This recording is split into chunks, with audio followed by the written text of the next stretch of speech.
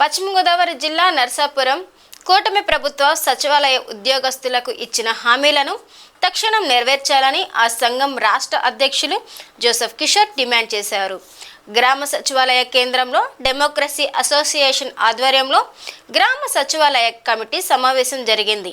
అనంతరం ఆయన విలేకరులతో మాట్లాడుతూ గత ప్రభుత్వం ఇచ్చిన హామీలను నెరవేర్చకుండా మోసం చేసిందన్నారు. పిఆర్సీ ఐఆర్సీ అమలు చేయకుండా సచివాలయ ఉద్యోగస్తులను మల్టీటాస్క్లు చేయించి వాడుకుందని మండిపడ్డారు. గ్రామ సచివాలయ హక్కుల్ని గత ప్రభుత్వం కాలరాసిందన్నారు. ప్రభుత్వానికి వారధిగా గ్రామ సచివాలయ ఉద్యోగులు పనిచేస్తున్న విషయాన్ని గుర్తు చేశారు. కూటమి ప్రభుత్వం గ్రామ సచివాలయ వ్యవస్థను ప్రక్షాళన చేసిందని హామీలు చేయాలని ఆయన డిమాండ్ చేశారు. అయితే ఈరోజు మేము ఈ సమావేశాలు ఏర్పాటు చేసుకోవడానికి కారణం ఏంటంటే గత 5.5 ఏళ్ళుగా మేము సర్వీస్లోకి జాయిన్ అయిన తర్వాత 5.5 సంవత్సరాల నుండి ఈ రోజుకి కూడా మాకు సర్వీస్లో ఎటువంటి సాటిస్ఫాక్షన్ అనేది లేదు ఇప్పటి వరకు. తర్వాత నేషనల్ ఇంక్రిమెంట్స్ అనేది ఏ డిపార్ట్మెంట్లో ప్రొబేషన్ పీరియడ్లో చేసినా కూడా నేషనల్ ఇంక్రిమెంట్స్ అనేది ఇస్తారు, అది ఆనవాయితీగా వస్తుంది. కానీ ఆ నేషనల్ ఇంక్రిమెంట్స్ కూడా మా గ్రామ వార్డు సచివాలయ ఎంప్లాయీస్కి ఎవరికి కూడా ఇవ్వలేదు.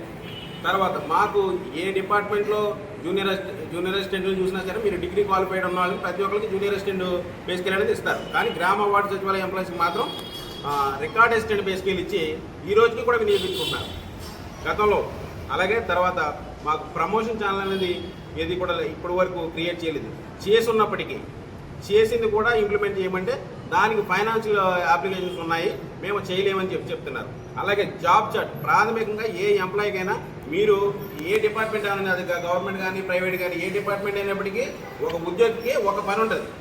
సిటిజన్ కానీ ఏదైనా ఏ సర్వీస్ ఇస్తున్నా ఆ పని అనేది వాళ్ళకి నిర్దిష్టంగా ఉంటుంది. అది గవర్నమెంట్ మారినప్పుడు మారిపోవడం కానీ ఇలా ఉండదు. ఆ జాబ్ చార్ట్ అనేది సిటిజన్ చార్టర్ కూడా వాళ్ళకి ఉంటుంది. అయితే ఆ జాబ్ చార్ట్ని ఇంప్లిమెంట్ చేయమని మేము ఎన్నో సంవత్సరాల నుంచి అడుగుతున్నాం, జాయిన్ అయినప్పటి నుంచి అడుగుతున్నాం. ఇప్పటికి కూడా దానికి ప్రభుత్వాలు ముందుకు రావలేదు. మేము అడిగిన దానికి వాళ్ళ రాతపూర్వకంగా ఇచ్చిన సమాధానం ఏంటంటే జాబ్ చార్ట్ ఇంప్లిమెంట్ చేయమంటే ఫైనాన్షియల్ అప్లికేషన్స్ ఉన్నాయి దీంట్లో కూడా అని అన్నారు. అంటే మమ్మల్ని ఎందుకు తీసుకున్నట్టు ఉద్యోగంలో. కాబట్టి చాలా గ్రామ వార్డు సచివాలయ ఎంప్లాయీస్ ఎదుర్కొన్న సమస్యలు చాలా వర్ణనాతీతంగా ఉన్నాయి.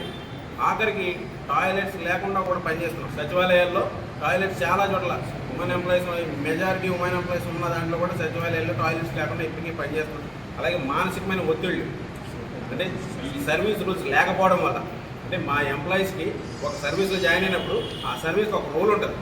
ఆ సర్వీస్ రూల్స్ లేకపోవడం వల్ల అధికారులు వాళ్ళకి ఇష్టం వచ్చిన రూల్ మా మీద అప్లై చేస్తారు. మొన్న అనకాపల్లిలో ఓ ఎంఆర్ఓ గారు తోయడం అంటే ఇంచుమించు కొట్టడంలా చేశారు. కాబట్టి అవన్నీ మాకు సర్వీస్ రూల్స్ అనేవి ఇంప్లిమెంట్ చేయట్లేదు. అక్కడికి సీసీ రూల్స్ మా మీద ఇంప్లిమెంట్ చేస్తారు కానీ ఆ పై అధికారుల మీద ఇంప్లిమెంట్ చేయట్లేదు. కాబట్టి ప్రతి దాంట్లోనూ మా మీద ఈ వివక్ష చూపడం అనేది జరుగుతుంది.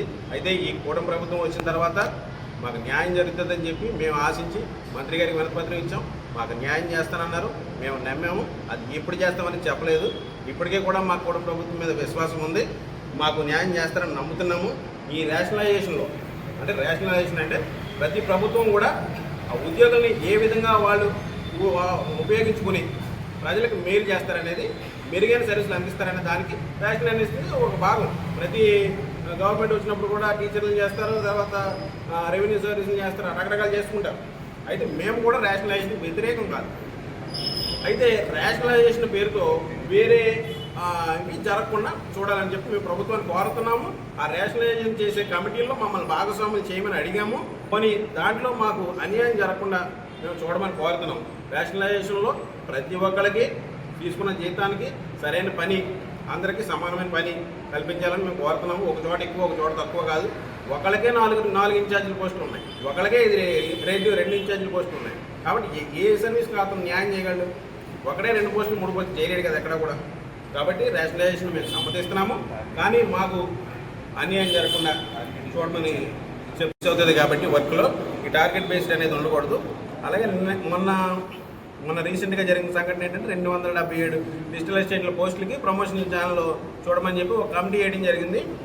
ఈ కమిటీ వేసిన కమిటీ ఒక అప్లికేషన్స్ ఏమైనా వస్తాయి, వీళ్ళకి ఎలా ఇవ్వాలి 277 మందికి అని చెప్పి అడిగితే ఆ కమిటీ కోసం కూడా కొంతమంది అంటే ఏకసభ్య సంఘాలు అంటే ఆ సంఘంలో ఒకటే సభ్యుడు ఉంటాడు, ఆడే ప్రెసిడెంట్, ఆడే సెక్రటరీ. అయితే ఆ సంఘాలు వెళ్ళి వినతి పత్రాలు ఇచ్చి ఆ ప్రమోషన్లు మాకు కూడా ఇవ్వండి అని అడగటం. ఈ అడగటంతో ఆ వేసిన కమిటీని వాళ్ళు వెనక్కి తీసుకున్నారు. ఇప్పుడు ఆ 277 పోస్టులకి డిజిటల్ అసిస్టెంట్కి ఇవ్వడానికి కూడా వాళ్ళు వెనకడుగు వేశారు. కాబట్టి ఈ ఏకసభ్య సంఘాలు, ఈ వాట్సాప్ సంఘాలని మా గ్రామ వార్డు సచివాలయ మిత్రులు ఎవరూ కూడా నమ్మకూడదని మేము కోరుతున్నాం మీడియా ముఖంగా. ఎందుకంటే ఎవరిని మోసం చేయడానికి పెట్టారో అది మీకు క్లియర్గా అర్థమవుతుంది. కాబట్టి మన గ్రామ వార్డు సచివాలయ ఉద్యోగుల సంఘాలు నాయకులు ఎటువంటి పరిస్థితుల్లో ఉన్నారో, ఎవరు నిజమైన నాయకులో మీరు గుర్తించాలని మేము కోరుతున్నాం. అలాగే ఎవరైతే పెద్ద పెద్ద సంఘాలని పేర్లు చెప్పుకుంటున్నారో వాళ్ళు కూడా మా మీద అంటే సవతి తల్లి ప్రేమ చూపిస్తున్నారు. అంటే మా సమస్యల్ని మా దగ్గర లేవనెత్తుతున్నారు, మమ్మల్ని కంటితుడుపు చర్యలుగా మా మీద చేస్తున్నారు. కానీ మా సమస్యలు లేవనెత్తాల్సిన చోట లేవనెత్తట్లేదు, పరిష్కార మార్గాలు ప్రభుత్వాలకు చూపట్లేదు. మా దగ్గరికి వచ్చేసరికి మాత్రం మా దగ్గర సవతి తల్లి ప్రేమ చూపిస్తున్నారు. అది కూడా గ్రామ వార్డు సచివాలయ ఎంప్లాయీస్ గుర్తుపెట్టుకోవాలని, గమనించాలని కోరుతున్నాం. ఈ సందర్భంగా విన్నవిస్తున్నాము, మా సమస్యలు ఉన్నాయి, తీర్చండి. ఈ ప్రభుత్వం కాదు, గత ప్రభుత్వంలో కూడా మేము విన్నవించాము, తీర్చమని అడిగాము, ఈరోజు తీర్చలేదు. ఏదో గంట సరిగ్గా ప్రమోషన్ ఛానల్ ఇస్తామన్నారు. ఇచ్చిన ప్రమోషన్ ఛానల్ ఎంతమందికి లబ్ధి చెందుతుంది అనేది వాళ్ళే చెప్పాలి. ఎంతమందికి ప్రమోషన్ ఛానల్ ఇచ్చినా ఒక 10%, 20% మందికి వాళ్ళు ఇవ్వగలరు. ఒకవేళ ఇస్తే 100 మందికి ఇస్తే కనుక మంచిదే. ఇవ్వలేని పక్షంలో మాకు ప్రతి ఒక్కరికి కూడా senior assistant pay scale apply చేయాలని మేము కోరుతున్నాం.